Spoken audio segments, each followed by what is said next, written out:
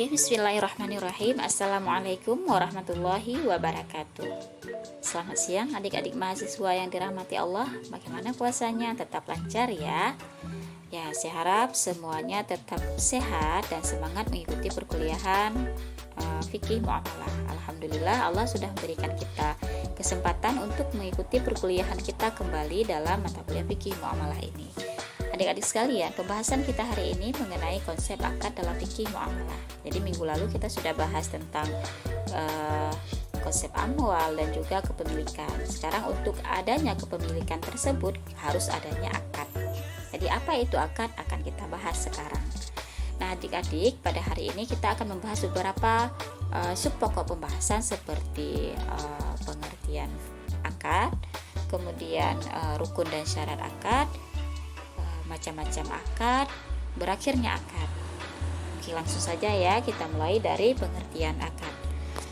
Jadi, akad ini secara bahasanya berasal dari bahasa Arab, dari kata al-aqdu yang artinya sambungan dan dari kata al-ahdu yang artinya janji.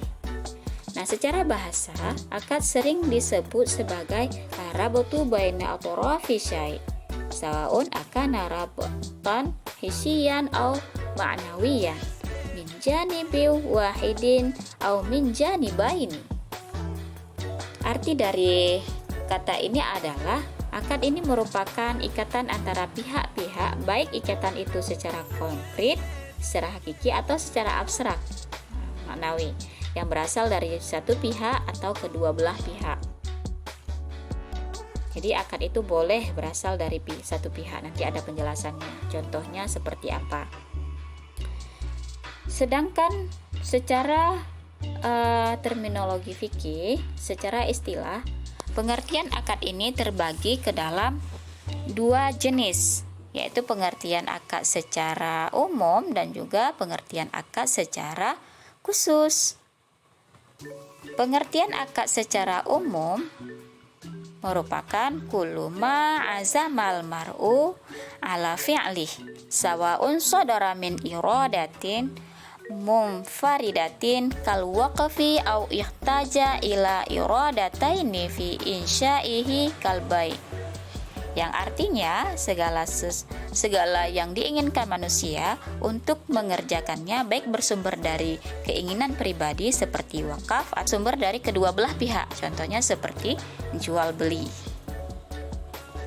Sedangkan pengertian akad secara khusus merupakan irtibatu injabim biqabulin ala wajihin masyru'in yasbutu atharuhu fi mahalli, yang artinya pertalian ijab ataupun pernyataan melakukan keikatan, dan qabul yaitu pernyataan penerimaan ikatan sesuai dengan kehendak syariat yang berpengaruh pada suatu perikatan.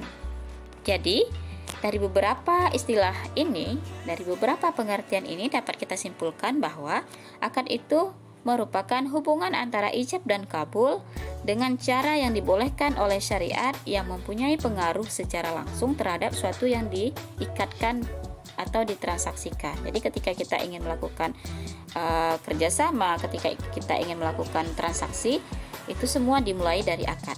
Harus ada akad.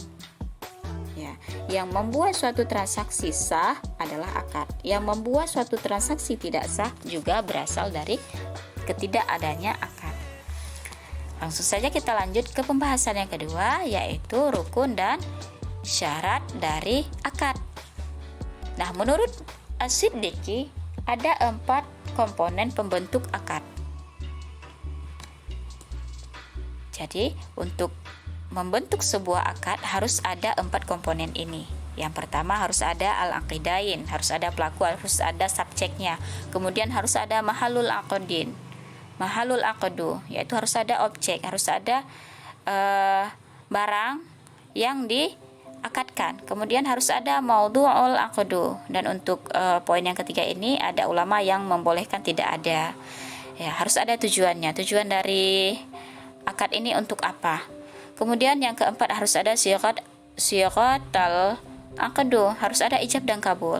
Sedangkan menurut Imam Hanafi, menurut mazhab Hanafi, Rukun dari akad itu hanya satu, yaitu sigat al-aqdu, harus ada ijab dan kabul. Karena dari ijab dan kabul ini nanti semuanya akan terlihat jelas, siapa yang berakad, kemudian mana objeknya, apa tujuan berakad, seperti itu. Sedangkan menurut Syafi'i dan Maliki, rukun dari akad ini harus ada 3 komponen, yaitu harus ada subjek, harus ada objek, dan juga harus ada ijab dan kabul. Untuk tujuan boleh tidak ada. Namun ada sebagian pendapat Imam Syafi'i mengharuskan harus ada tujuan dari akad, seperti itu.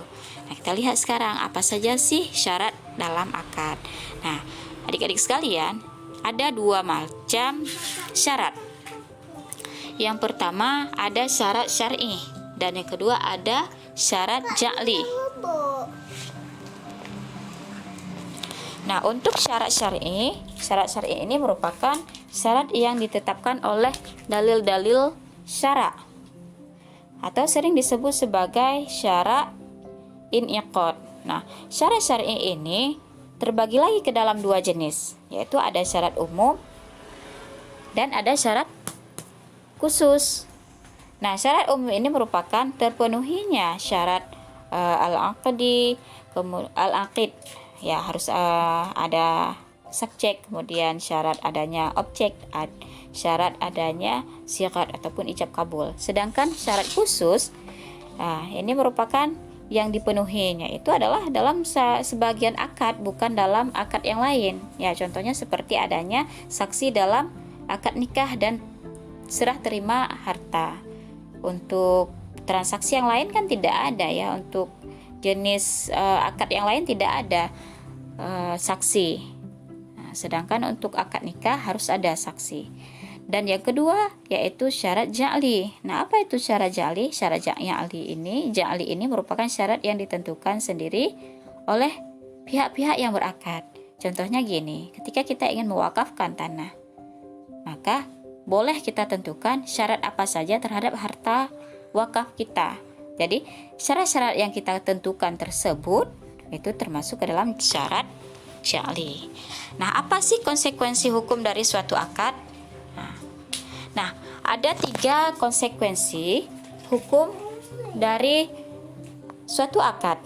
Yang pertama, terjadi perpindahan hak dan kewajiban dari para pihak. Jadi ada hubungan timbal balik nanti. Kemudian konsekuensi yang kedua, terjadi perpindahan kepemilikan dari satu pihak ke pihak yang lain. Contoh sederhananya gini, ada penjual dan pembeli. Nah, barang pertamanya itu adalah milik penjual. Karena adanya akad, karena adanya transaksi, maka barang yang dimiliki oleh penjual akan menjadi milik pembeli. Kemudian berubahnya status hukum, ya, dari milik si A menjadi milik si B, dari yang dasarnya milik pribadi menjadi milik umum yang bisa dimanfaatkan oleh banyak orang, ya. Contohnya seperti wakaf gitu. Selanjutnya pembahasan tentang jenis-jenis akad ataupun macam-macam akad. Jadi adik-adik sekalian, ada 10 tinjauan untuk membahas jenis-jenis akad ini.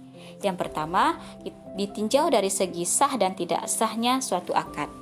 Nah, jika ditinjau dari segi sah atau tidaknya suatu akad, maka akad ini terbagi ke dalam 3 jenis. Yang pertama ada akad sahih, yang kedua ada akad batil, dan yang ketiga ada akad haram ataupun makruh tahrim. Nah, apa itu akad sahih? Akad sahih ini adalah akad yang memenuhi rukun dan syarat. Jadi semua rukun dan syarat yang sudah kita jelaskan tadi terpenuhi, maka akad ini sah. Kemudian yang kedua ada akad batil, akad yang tidak memenuhi rukun dan syarat. Ya, misalnya ada salah satu yang tidak ada objek, maka akad itu akan batal. Dan yang ketiga ada akad haram ataupun makruh tahrim, makruh yang mendekati haram. Nah, contoh makruh yang mendekati haram ini seperti jual beli ataupun melaksanakan akad setelah azan sholat Jum'ah. Sedangkan contoh akad haram seperti bai'u najasi, jual beli najasi, dan talaqi rukban. Nah, yang kedua, ditinjau dari segi pemberian nama, maka akad ini terbagi ke dalam 2. Yang pertama ada akad musamma, yaitu akad yang diberi nama secara langsung oleh syariat Islam, ya seperti jual beli, ijarah, syirkah, qorot, mudharabah, kafalah, wadiah, wakalah, hibah dan lain sebagainya yang pada dasarnya memang sudah ada. Kemudian yang kedua ada akad ghairu musamma, yaitu akad yang tidak diberi nama. Contohnya seperti jual beli wafa, ada musyarakah mentana kisah, kemudian ada akad untuk promosi ataupun iklan. Itu kan pada dasarnya tidak ada ya, tidak ada nama. Oke, dilihat dari segi cara pelaksanaannya, maka akad ini terbagi ke dalam dua jenis, yaitu akad dengan upacara dan akad tanpa upacara ataupun ridhaiyah. Nah, akad dengan upacara contohnya seperti akad perkawinan, akad upacara MOU perusahaan, lembaga dan lain sebagainya. Sedangkan akad tanpa upacara ya seperti akad-akad yang kita lakukan biasanya, jual beli, sewa menyewa, dan lain sebagainya. Ditinjau dari segi akad mengikat dan kemungkinan pembatalan, akad itu terbagi ke dalam dua jenis ya. Yang pertama akad lazim. Nah, akad lazim ini bersifat mengikat, baik itu mengikat salah satu pihak maupun mengikat dua belah pihak. Sedangkan yang kedua ada akad yang tidak lazim, akad yang tidak mengikat kedua belah pihak. Ya, akad yang tidak mengikat kedua belah pihak. Ya, contohnya seperti wadiah, masing-masing pihak kan tidak perlu membatalkan akad. Jadi tanpa ada persetujuan pembatalan, maka akad itu sudah bisa dibatalkan, sudah bisa dilakukan gitu. Nah, ditinjau dari segi tukar menukar hak atau sering disebut sebagai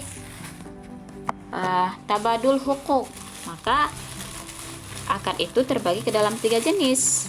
Yang pertama akad muawadat, nah di mana masing-masing pihak nih saling tukar menukar, saling mengambil dari yang lain, seperti adanya sewa menyewa, kemudian adanya jual beli. Kemudian yang kedua tadi jenis akad tabaruat. Nah, apa itu akad tabaruat?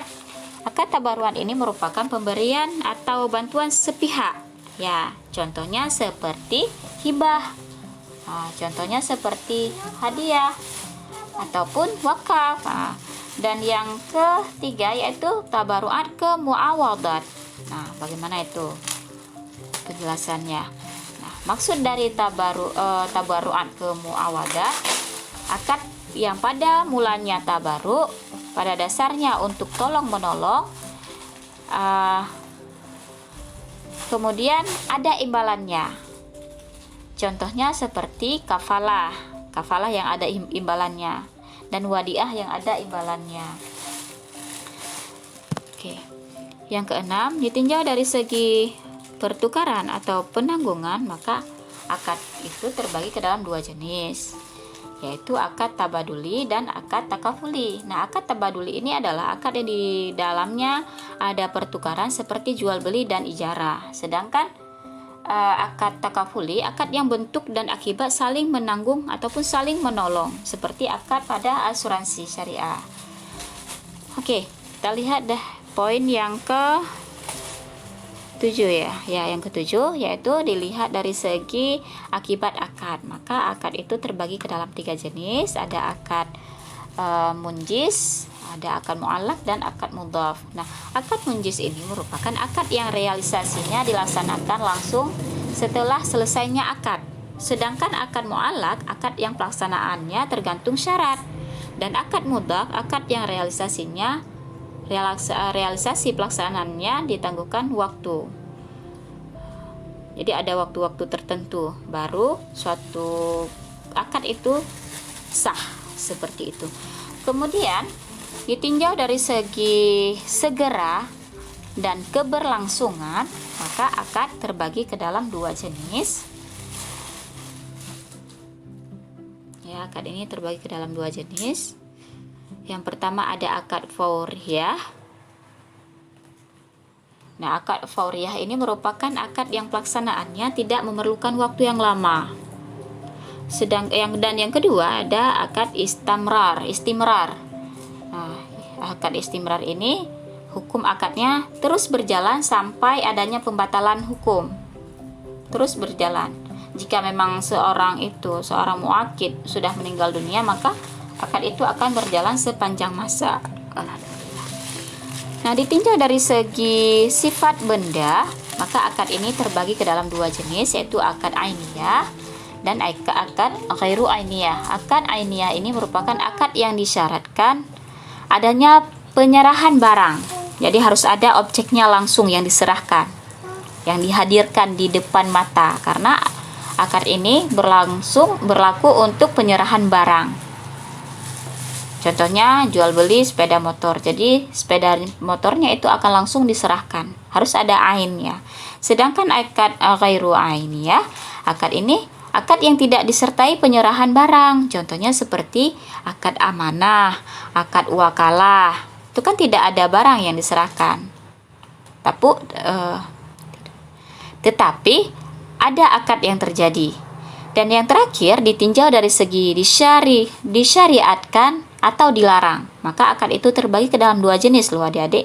Yang pertama ada akad musyara'ah dan akad mamnu'ah. Nah, akad musyara'ah ini adalah akad yang dibenarkan oleh syariah. Ini sama dengan penjelasan akad yang sahih, yang sudah sesuai dengan